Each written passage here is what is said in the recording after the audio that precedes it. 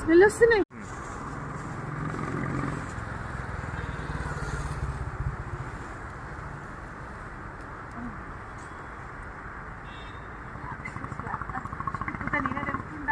First పూత అదే అది ఎలా ఉండాలి.